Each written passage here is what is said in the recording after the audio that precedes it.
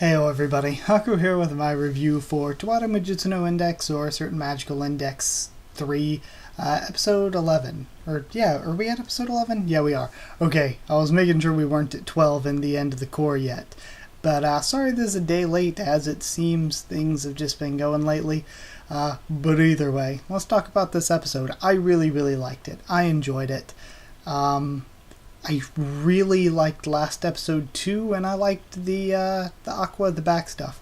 I feel like this is going to be yet another case of there's probably a lot that's been skipped over, a lot that's just been skipped and left out from the source material, but it didn't seem like it as badly. It was still totally good. I feel like typically I enjoy the science side, Academy City stuff more than I enjoy the magic side storylines, and yet earlier with the stuff going on with all the different groups, and again I love team fighting, so I assumed that that's the kind of arc I would absolutely love, and yet it was just so rushed and so much was left out that it was kinda hard to follow, and it was very obvious that a lot of things were left out when it came to development. But yet getting into the Aqua, the back stuff, you could tell a bit there, but it was good, and I really liked last episode, and I really liked this episode yet again. This is probably one of my favorites for the season so far, just like I said about last week's. But either way, to start talking about it from the beginning, we got no answer to beef or fish. I love that the beef or fish joke got to be continued in yet another episode. We start off by seeing Villian, who is obviously going to be one of the princesses, and we learn that Aqua saved her. We know in the past that he saved a princess, so now we get to know that that princess was Villian. Then there's the strategy meeting, and I loved getting to, well, we already kind of saw the Knight Leader here and there, but getting to meet Queen Elizard.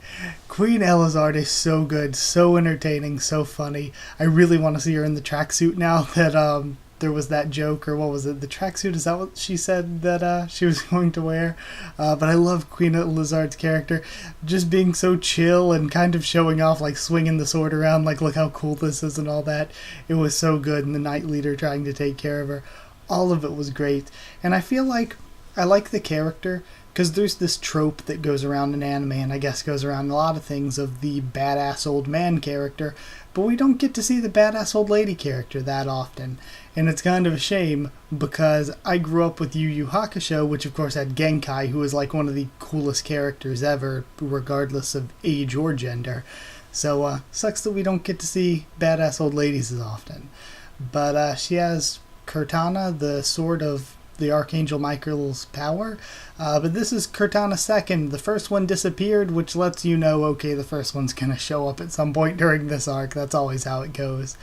We get to meet the princesses. First princess, Rimea, who is waifu as hell. Rimea is a really cool and interesting and attractive character. The second princess, Carissa, who I really love the designs and attitudes of all the royals, who is just the delinquent loud type. And then the third is Villian, who also is kind of quirky and different. But I love all the royals' personalities and their characters, and their designs were all great too. I really thought they were so entertaining. I love the royals in the series. So they have their strategy meeting, talk about how it's really not Britain versus France, but it's a larger part of Britain versus Academy City versus Rome versus the Russians as far as the magical side of things goes. And that's another thing. We've seen quite a bit of the Catholic Church with the right hand of God and the nuns and all, and the nuns and all that. And then we've seen, of course, Necessarius and a lot of people connected to the Anglican Church. We've obviously seen a lot of Academy City. But we've seen basically none of the Russian Orthodox Church, even though it supposedly plays such a big role in the grand scheme of things that we don't get to see.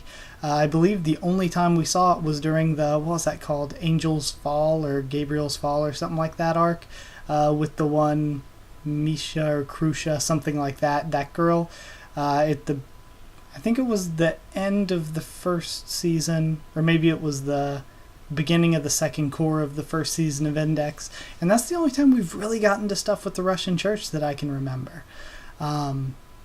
So they bring up that something in Scotland was what was jamming Laura's magic, and they throw out the name of the group New Light. So we then find out that their plan is that the Knights are going to go deal with France while Necessarius deals with the New Light. Oriana Thompson has a reunion with Toma. I wish we had got to see more of them and got that fleshed out a bit more, because it was really cool to see them together, working sort of as a group. I really feel like a lot of this, again, it was really good. I enjoyed it, but I'm going to need to read the light novels because I would have loved to have seen more of it fleshed out. Basically, each member of New Light gets found eventually by a group of Necessarius members, which leads to some cool fights and stuff. Again, New Light's designs were really cool. They were really cool characters. I would like to see them fleshed out a lot more and them characterized a lot more. I feel like we'll see more of them this arc, but in addition to that, I feel like they skimmed over a lot that I'll have to read to understand. Yeah, they use these weapons that are steel gloves, which I think are really cool, that let them just grab onto things and use them. And we learned that they unearthed a bunch of magical objects, and they throw out the names of a bunch of them, but never really describe quite what a lot of them do. So we just get the general idea of the group is that they use magical objects that they have dug up. Then we have Index is traveling with Carissa and Villian. The princesses are said to represent, Brains, War, and Virtue, I believe. Kanzaki and Itsuka both win their fights against members of New Light. It's kind of, we didn't see much with Kanzaki, but we got to see Itsuwa, not Itsuka. We got to see Itsuwa fight quite a bit, and for at least 30 seconds or a minute or two. But I thought that fight was really, really cool. They upped the animation for those few minutes, so that was all cool. Then New Light, we learn, uses the cases that they all carry to pass around items between them. The Knights, when they're finally caught by Toma, the one girl, what was her name? There was one that was Lessar, but I don't think that was the one that was caught. And one was like Linsa or something. Maybe it was Lessar was the one that was caught by Toma. But they pass the item between themselves, and then the Knights try to shut them up by shooting at them. We learned that they were transporting the Cortana original, because of course they were, and Carissa's taking over, which is a really cool, shocking finish to it. I thought it was a good ending. So, yeah, I thought it was a really good episode. I liked it a lot. I'm sure the pacing could have been better. Like, if I had read the light novels, I'd definitely be a little bit upset with things that were skimmed over, probably. But I thought it was good on its own. I want to see more of New Light. I love the Royals as characters. So we had all these really cool characters introduced. I don't think we got to learn enough about them, so I'm excited to see more of them. I thought the action was all great. The ending was great. And yeah, I think with more build-up and more development, if this had been given 2-3 episodes rather than just one episode, it could have been even better. But as it was great. And I would still give it a 9.5 because I was thoroughly entertained. 9.5, I don't know, cool sword things. 9.5 roll families, I don't know, out of 10.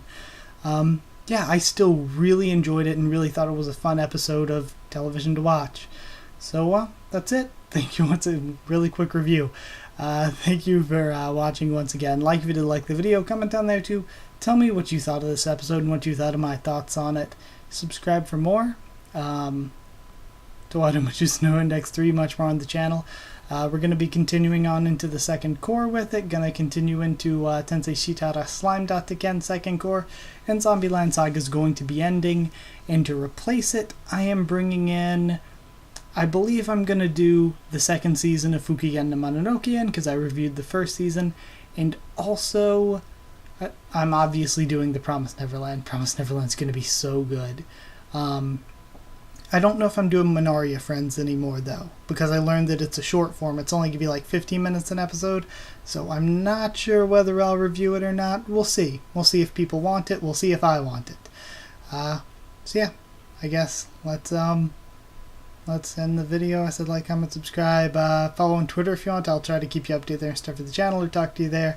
And if you want a link to our Discord server to talk to me or more of us there, then just ask and I'll give you a link. It's free and open for anyone. So that's it. Thank you once again for watching, and I'll see you all next time.